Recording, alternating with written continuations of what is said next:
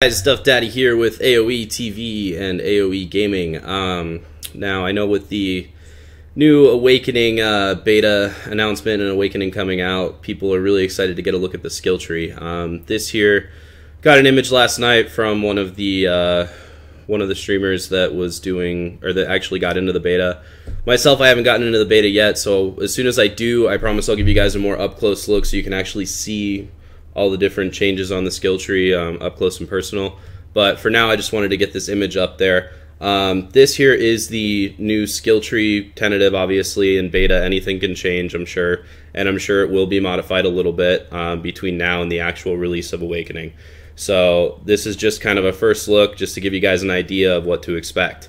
Just looking at the skill tree here, you can see that it looks like there's going to be a jewel socket for each class. Probably you'll get maybe around level, 12 to anywhere between level 12 to 20, depending on how you build your character out and how you do it. So you see Templars right over here, Witch has one right here, Shadow's got one right here. Oops, sorry. Ranger has one right here, Duelist has one down here, and Marauder's got one right over here. So fairly close to the start points, there's a jewel socket area.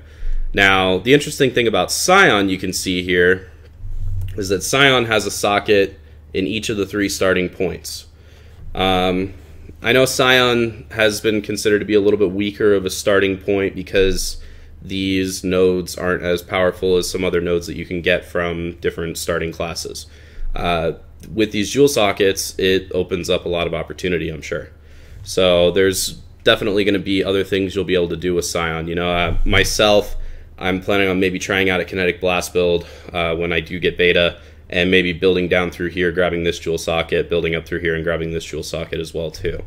There's also sockets scattered throughout the map in different areas as well too that you'll be able to pick up. So depending on how you want to grab them. But the interesting thing is for certain relocations, not really relocations, but just things that'll maybe take a couple more points to get to, depending on where you start. Vale Pact, you can see it was moved down just a little bit. It used to be kind of right here next to Berserking on the tree, and it's been moved down a little bit.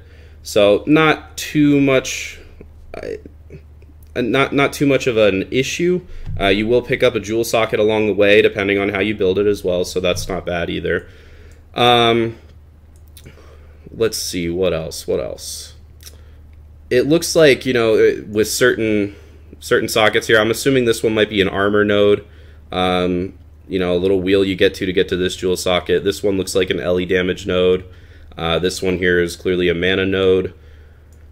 This one here, probably projectile damage or attack speed, or it could be pierce chance. There's a lot of things that could be. So just, bear with me. Like I said, once I get beta, I'll give you guys a little better of an example of what all these things actually are, but this is just kind of a first look for you. Here, let me zoom out and I'll give you guys a full view of the whole tree too. So this is a full view of the entire tree.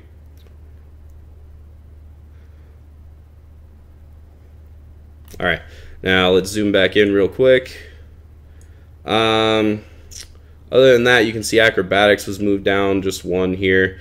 The interesting thing about this node here is that if you get the gem, I'm drawing a blank on what the name of the unique gem is now, but there is a unique gem that allows you to link to a certain keystone without having to actually link it. So if you actually put that gem in there, it looks like you may be able to pick up phase Acrobatics without having to pick up Acrobatics, which is interesting. You can get 30% spell dodge essentially without having to sacrifice 50% ES and 50% armor. So could be a very interesting idea there.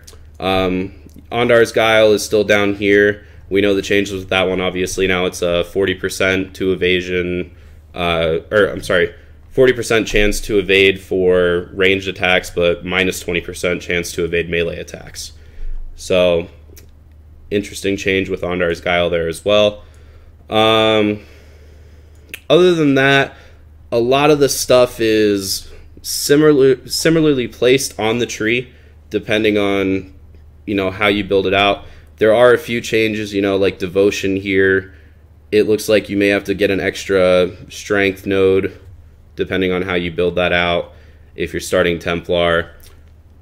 Just a couple of minor swaps to where some things are, but for the most part, it looks like everything has remained in the same place. They've just added jewel sockets in certain areas.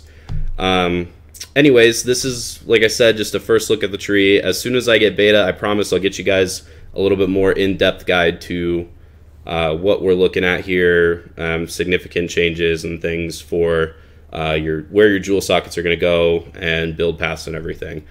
But if you guys have any questions at all, please feel free to ask in the comments below. And thank you guys for watching.